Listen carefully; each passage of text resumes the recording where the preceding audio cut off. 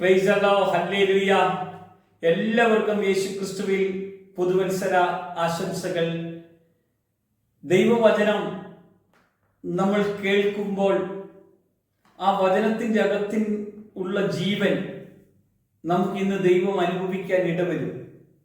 ആവർത്തന പുസ്തകം 11-ാം അധ്യായത്തിന്റെ 12-ാമത്തെ വചനം, ആണ്ടിന്റെ ആരംഭം മുതൽ അവസാനം വരെ നിന്റെ ദൈവമായ യഹോവയുടെ ദൃഷ്ടി എപ്പോഴും അതിന്മേലിരിക്കുന്നു. നമ്മൾ വർഷത്തിന്റെ ആരംഭമാണിന്ന്. ഇന്നു മുതൽ അവസാനം വരെ നിന്റെ ദൈവമായ യഹോവയുടെ ദൃഷ്ടി നിന്റെ മേൽ ഇരിക്കുന്നുണ്ട്. അതിന്റെ താഴോട്ട് വചനം പറയുകയാണ്, നിങ്ങളുടെ ദൈവമായ യഹോവയെ നിങ്ങൾ സ്നേഹിക്കുകയും. എങ്ങനെ സ്നേഹിക്കണം? 1, പൂർണ്ണ ഹൃദയത്തോട്; 2, പൂർണ്ണ മനസ്സോട് അവനെ സ്നേഹിക്കുകയും ചെയ്തുകൊണ്ട് ഞാൻ ഇന്ന് നിങ്ങളോട് കൽപ്പിക്കുന്ന എൻ്റെ കൽപ്പനകൾ ജാഗ്രതയോടെ അനുസരിച്ചാൽ ധാന്യവും വീഞ്ഞും എണ്ണയും ശേഖരിക്കേണ്ടതിന് ഞാൻ തക്ക സമയത്ത് നിങ്ങളുടെ ദേശത്തിന് വേണ്ടുന്ന മുൻമഴയും പിന്മഴയും പെയ്യിക്കും.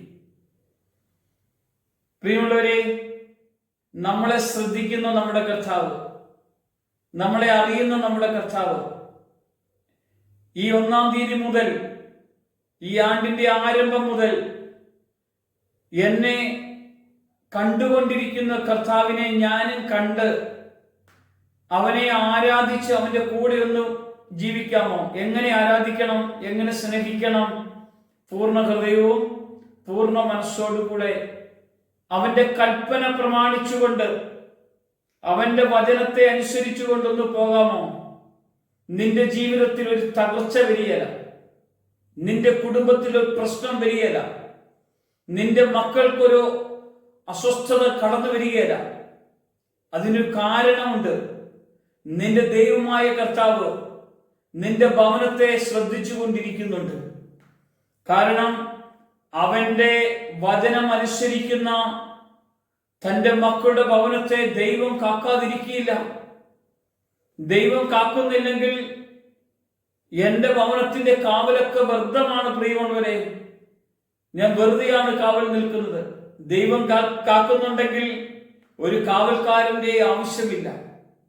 അതിന് താഴോട്ട് നോക്കിക്കേ, ധാന്യവും വീഞ്ഞും എണ്ണയും ശേഖരിക്കേണ്ടതിന് ഞാൻ തക്ക സമയത്ത് നിങ്ങളുടെ ദേശത്തിന് വേണ്ടുന്ന മുൻമഴയും പിന്മഴയും വയ്ക്കും. ഞാൻ നിന്റെ നിലത്ത് നിന്റെ നാൽക്കാലികൾക്ക് പുല്ല് തരും, നീ തൃപ്തിയാകും വണ്ണം ഭക്ഷിക്കും.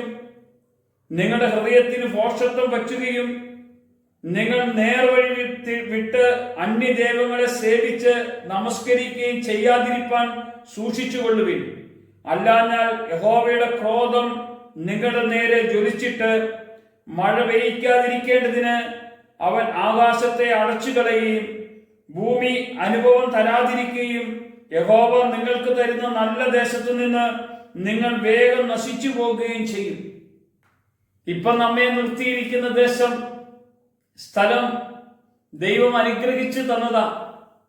നമ്മൾ ദൈവത്തെ ആരാധിക്കുന്നതിന് പകരം മറ്റാരെയെങ്കിലും ആരാധിക്കുവാൻ ഹൃദയത്തിന്റെ അകത്ത് മറ്റാർക്കെങ്കിലും സ്ഥാനം കൊടുക്കുന്നെങ്കിൽ, പ്രിയമുള്ളവരെ, നിങ്ങളെയും നിങ്ങളുടെ ദേശത്തെയും നശിപ്പിക്കുന്ന ഒരു ദൈവം, കർത്താവിന്റെ ഏറ്റവും വലിയ ആഗ്രഹമാണ്, എന്റെ ദൈവമായ കർത്താവിനെ നിങ്ങൾ പൂർണ്ണ ഹൃദയത്തോടും പൂർണ്ണ മനസ്സോടും പൂർണ്ണ ആത്മാവോടും പൂർണ്ണ ശക്തിയോടും കൂടെ സ്നേഹിക്കണം. ഇന്ന് ഈ പ്രഭാതം ദൈവം നമുക്ക് തന്നതല്ലേ?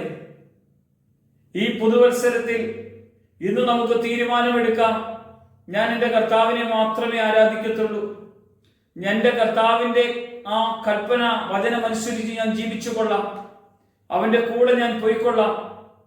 എന്നെ നോക്കുന്ന, എന്നെ അറിയുന്ന, എൻ്റെ കാര്യത്തിൽ ഇടപെടുന്ന, എനിക്ക് സമാധാനവും സന്തോഷവും ആനന്ദവും തരുന്ന എൻ്റെ മക്കളെല്ലാവരും അനുഗ്രഹിക്കപ്പെടുന്നത് കണ്ട് ദൈവത്തെ ആരാധിക്കേണ്ടതിന് എൻ്റെ മേലേക്ക് അവിടുത്തെ ശക്തി അങ്ങ് പകർന്നു തരണം.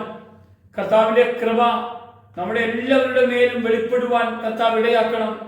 അവന്റെ അത്ഭുത പ്രവൃത്തിക്കായിട്ട് ഇന്നൊന്ന് പ്രാർത്ഥിച്ചേ. അവന്റെ വാഗ്ദത്തം, അവന്റെ ആത്മസാന്നിധ്യം പ്രിയമുള്ളവരെ നമ്മൾ അനുഭവിച്ചുകൊണ്ട് ഈ പ്രഭാതം ദൈവം തന്നല്ലോ. ആണ്ടിന്റെ ആരംഭത്തിൽ തന്നെ അവനെ മഹത്വപ്പെടുത്തിക്കൊണ്ട് കടന്നുപോയാൽ തീരുമാനങ്ങളെല്ലാം എന്റെ ജീവിതത്തിൽ ഉറപ്പിച്ചുകൊണ്ട് വേണം പോകാൻ. കർത്താവിന്റെ കൃപയിൽ നിന്ന് വിട്ടുപോകരുത്. അവന്റെ സ്നേഹത്തിൽ നിന്ന് മാറിപ്പോകാത്ത വണ്ണം എന്നെ അങ്ങ് കാക്കണം കർത്താവേ. ഈ അഭിഷേകം അന്നെ എന്ന വചന സന്ദേശം നിങ്ങളുടെ എല്ലാ ഭവനത്തിലും ഒരു അനുഗ്രഹമായി കർത്താവ് മാറ്റി ബലപ്പെടുത്തട്ടെ. എല്ലാവർക്കും ദൈവത്തിന്റെ സമാധാനവും ശക്തിയും അഭിഷേകവും നിറയുവാൻ കർത്താവ് ഇടയാകട്ടെ. കർത്താവ് മഹത്വം എടുക്കണം. യേശുവിന്റെ നാമത്തിൽ തന്നെ. ആമേൻ.